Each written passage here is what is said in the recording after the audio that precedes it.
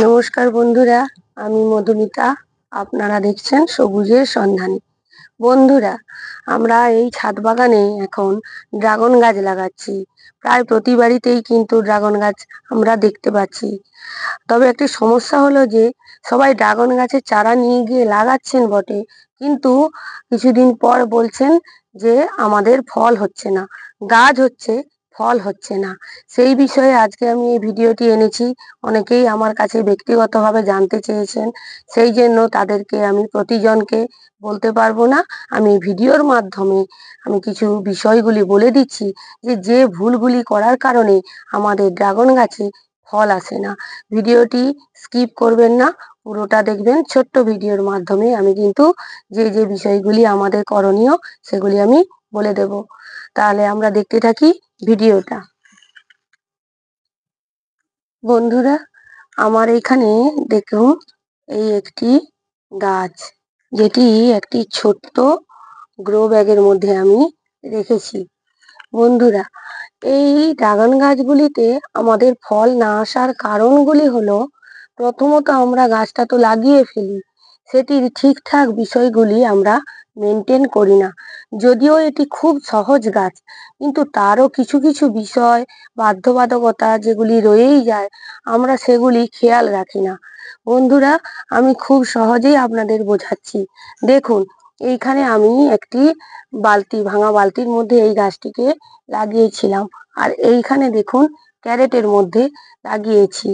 ক্যারেটের মধ্যে আমাদের গাছ লাগানোর ফলে কি হয়েছে, গাছটি অনেক ব্রাঞ্চ দিয়েছে এবং সেই গাছগুলি থেকে আমি যথোপযুক্ত ফল পাচ্ছি।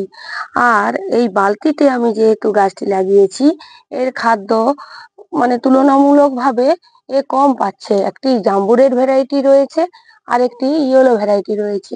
আমি এটিকে রিপোর্ট করে দেব, কিন্তু আপনাদের বলছি বন্ধুরা, প্রথমে গাছটি এনে এরকম ছোট্ট আপনারা গ্রো ব্যাগের মধ্যেও যদি লাগান তাহলে কোনো অসুবিধা নেই, কিন্তু যখন বড় হয়ে যাবে তখন এটাকে মেনটেন করতে পারবে না। সেই জন্য চেষ্টা করবেন যে কিছুদিনের মধ্যে এইরকম যখন গাছটি সেট হয়ে যাবে, আপনারা এইরকম কোনো ক্যারেটের মধ্যে দিয়ে দেবেন। ক্যারেটের মাটি ওয়েল ড্রেন করবেন, গোবর সার আর তুষ মাটি এইগুলোকে সমপর্যায়ে মিশিয়ে বেশ ভুরভুরে মাটি তৈরি করে আপনারা গাছটিকে লাগাবেন, যেন জল না দাঁড়ায়। এই বিষয়টি আপনারা লক্ষ্য রাখবেন।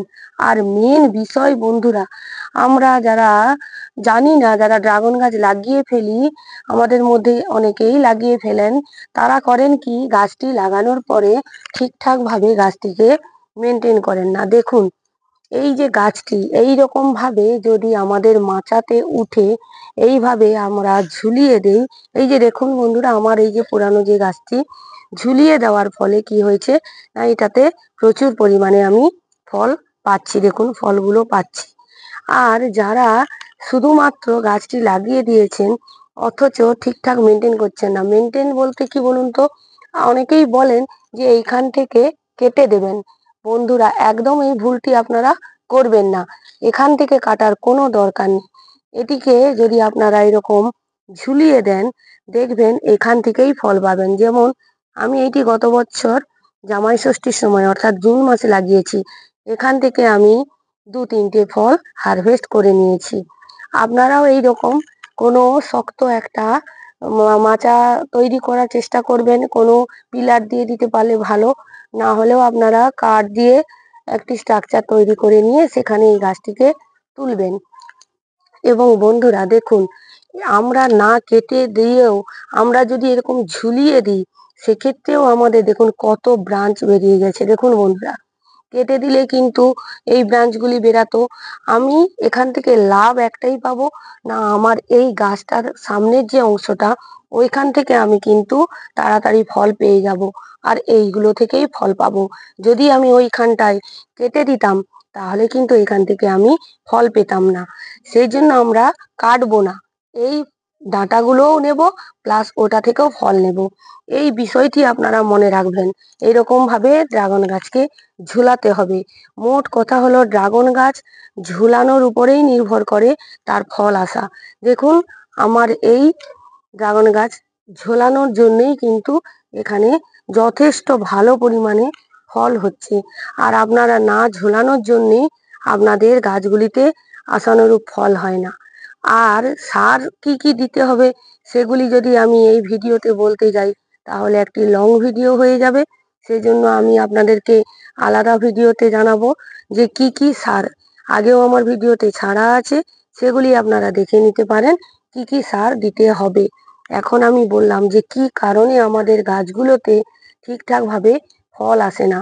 এই ঝুলানোর জন্যেই কিন্তু আমাদের গাছগুলি ফল আসে না। গাছ না ঝুললে, ড্রাগন গাছের একটাই নিয়ম, এ যত নিচের দিকে ঝুলবে এখানে ততই ফুল আসবে। দেখুন বন্ধুরা কি পরিমাণে আমার এই গাছে ফুল আসছে, দেখুন ওই সেইখানটাতে কত ফুল আসছে আর এইখানে কি পরিমাণে ফুল আসছে। তাই বন্ধুরা আপনারাও যখন আপনাদের গাছগুলি লাগাবেন এইভাবে কিন্তু ঝুলিয়েই গাছটা লাগাবেন। আর এই নিয়মটি ফলো করলে আপনার গাছে আমার মতো এরকমই ফল চলে আসবে। আর বেশি ভিডিওটা বড় করছি না, এই কয়েকটি বিষয় আপনারা যদি মনে রাখেন তাহলে আপনার এই গাছগুলিতে যথেষ্ট ফল পাবে। আমার এই ইয়েলো ভ্যারাইটিতে আমি এইখান থেকে দেখুন এই জায়গাটা থেকে একটি ফল পেয়েছি, আমি যথেষ্ট খুশি।